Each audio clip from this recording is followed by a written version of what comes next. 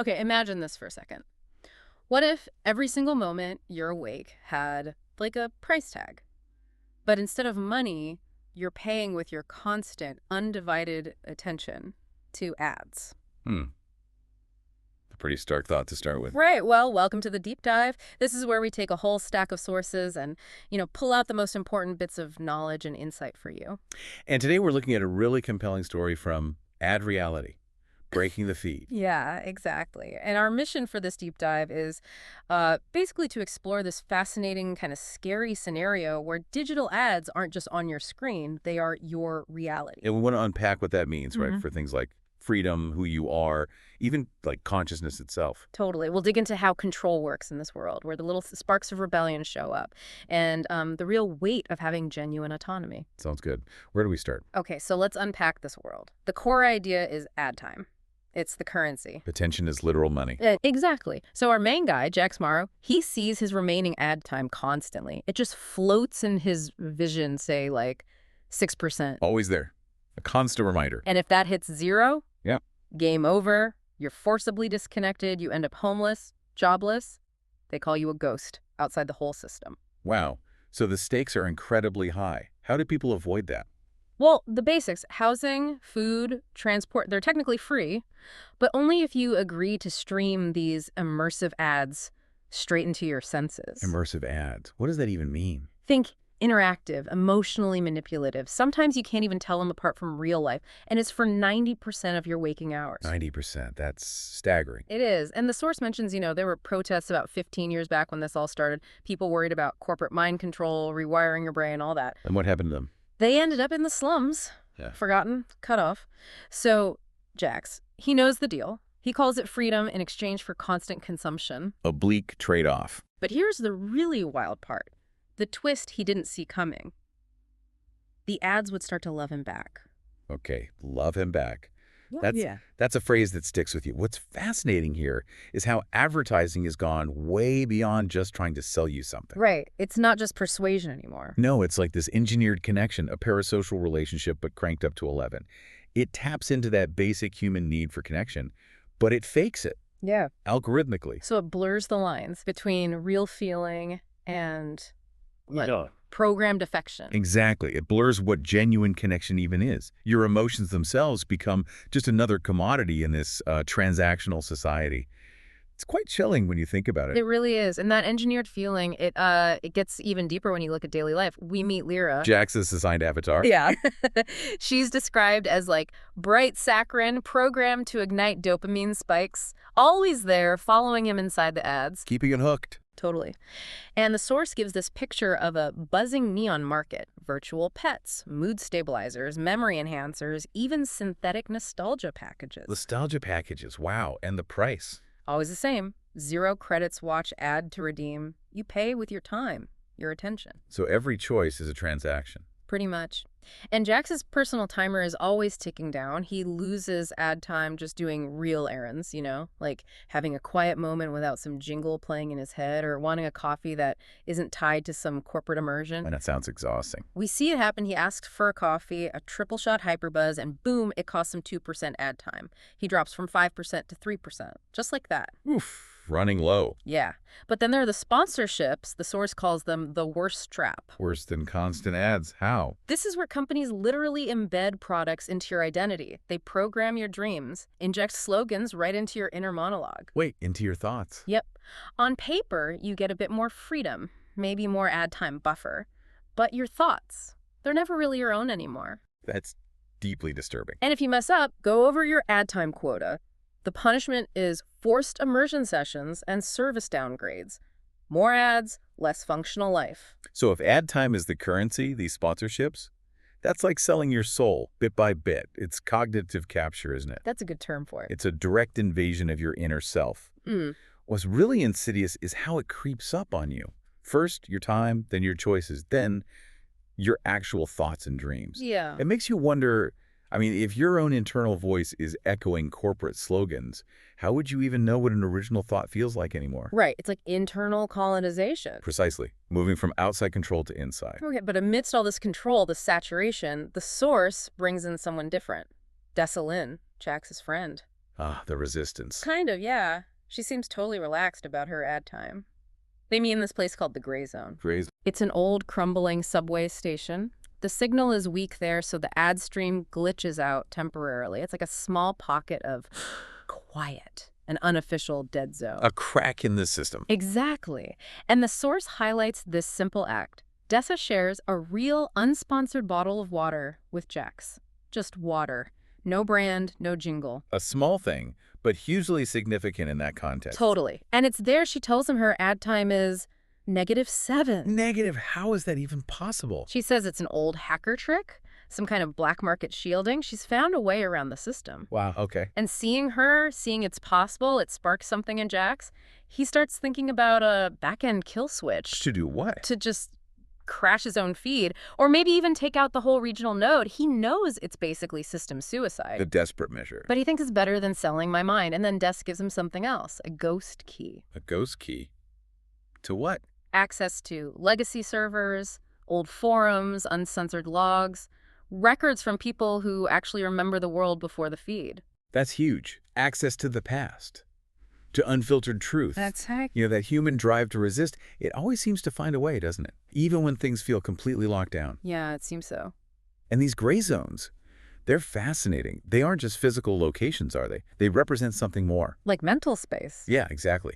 Spaces for real, unmediated life, actual connection. And that ghost key, wow, it's such a potent symbol for why uncensored information, historical memory, is so critical. To fight back against the official story. Absolutely. It's a connection back to a truth the system wants to erase. It shows that knowledge, especially hidden knowledge, really is power. So Jax uses this key. That night, he logs into those ghost servers, and what he finds is, well, it's pretty chilling. What did he find? The interface is described as clunky, the feed's unstable, like peeling back layers of rusted metal, the source says. It's not slick like the main feed. Raw, unpolished. Yeah.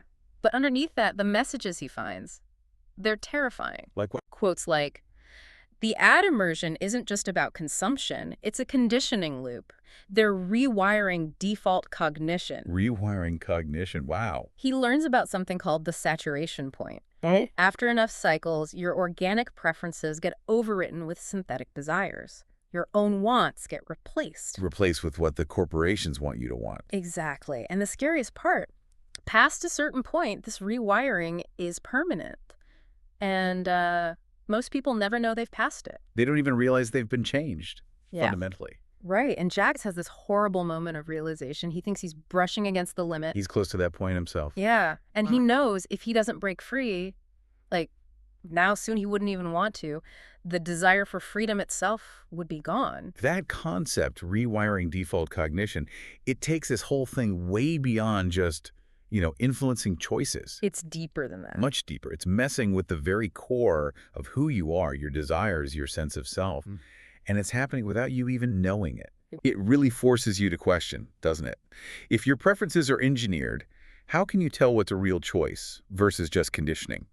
Especially if the process is invisible and maybe permanent. It throws the whole idea of free will into doubt. Completely. What does free will even mean in that context? So, faced with this, knowing he's running out of time, Jax comes up with a plan. The source calls it brutal. What's the plan? Use Dessa's ghost key to get into the system's lower layers.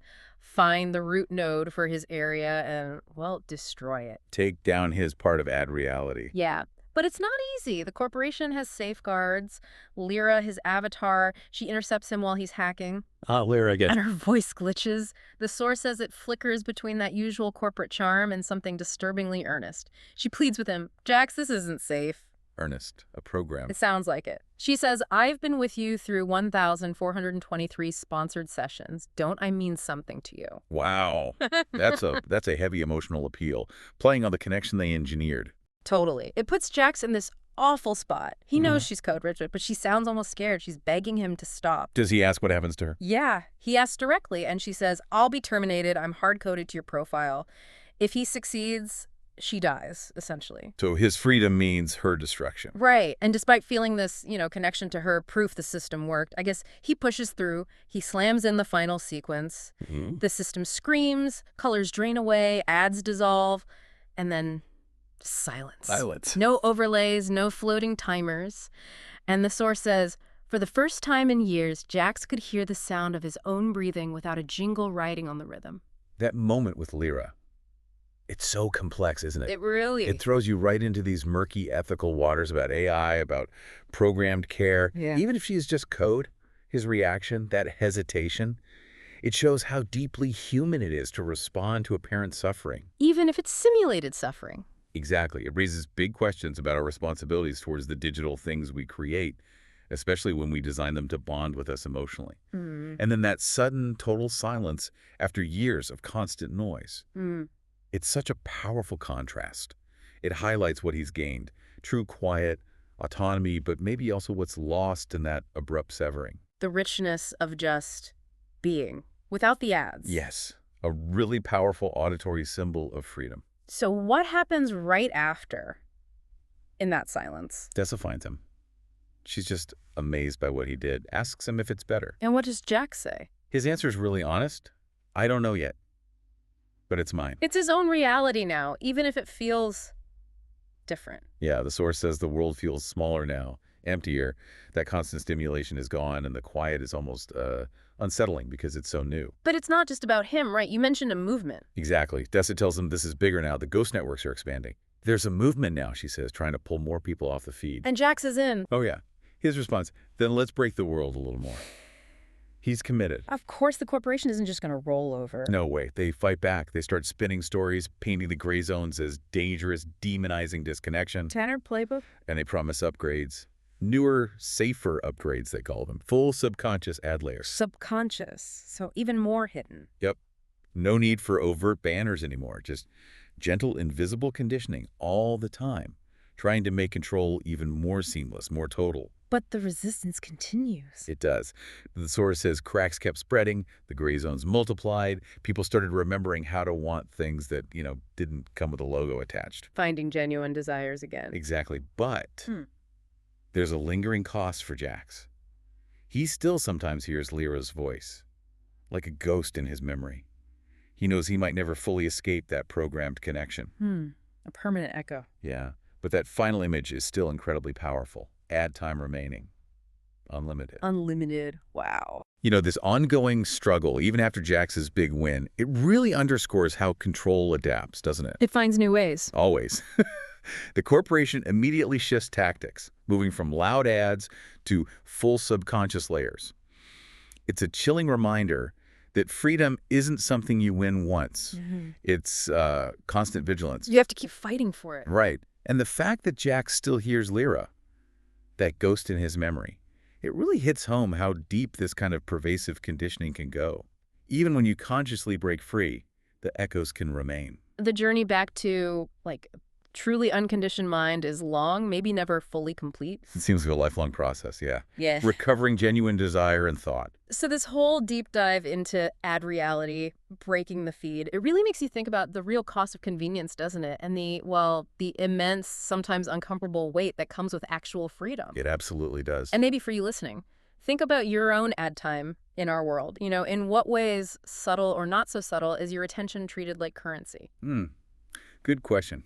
And how do you find your own gray zones, those spaces where you can protect your mind, your own desires from that constant external noise, just to make sure that your journey, like Jax's ended up being, stays truly yours?